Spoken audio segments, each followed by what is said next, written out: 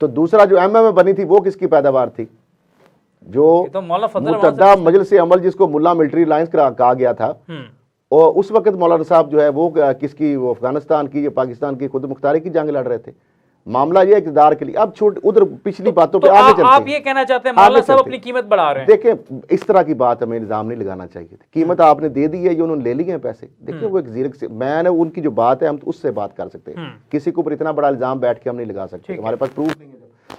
मामला ये बात जरा समझे, उन्होंने दो चीजें की हैं एक वक्त के अंदर। एक उन्होंने कहा कि इलेक्शन के अंदर धांधली हुई है, बदतरीन धांधली हुई है।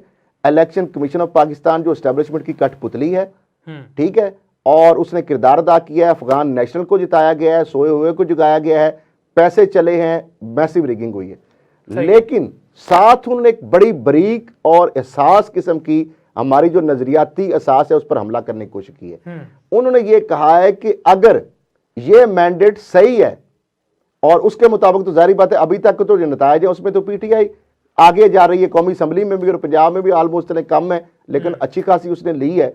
वो तो अलहदा बात है कि उनका ये जारी बात है कि वो इस पर मान नहीं रहे जो ये दाद आ रहे हैं। खैबर पख्तूनख्वा में उनकी स्वीप किया जिस तरीके से उन्होंने, और बाकी आपके सामने है चीजें।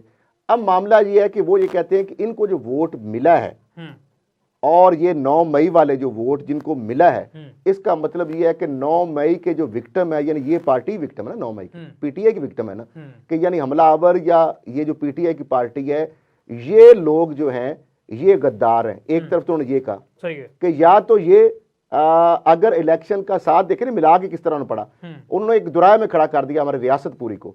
उनका अगर ये इंतखाबी नतायज मानती है हमारी मुक़तदरा, हमारी हुकूमत, हमारी पाकिस्तान की रियासत दुरुस्त मानती है, तो इसका मतलब है कि 9 मई का बयानिया दफन हो गया।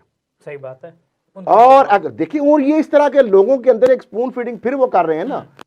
अच्छा, अब दूसरी जानब जो है आग लगी हुई, तो उन्होंने कहा माचिस पकड़ के हम भी तीली उसके अंदर लगा लें। ये इंतशार का मामला नहीं, इस वक्त हमें मिल बैठना चाहिए। अब आपको अगर 4 सीटें 2 नहीं मिली, तो आपको बलूचिस्तान में सीट आपको पशीन में किसने दे दी? वहां पे बलूचिस्तान की तो डायनामिक्स ही डिफरेंट है। वहां पे तो हमेशा ये इल्जाम लगता है कि वहां पे तो एस्टेब्लिशमेंट सीटें देती है, वहां पे तो किसी सियासी पार्टी का कोई अमल दखल नहीं है, वहां तो पॉलिटिक्स ही डिफरेंट ही होती है।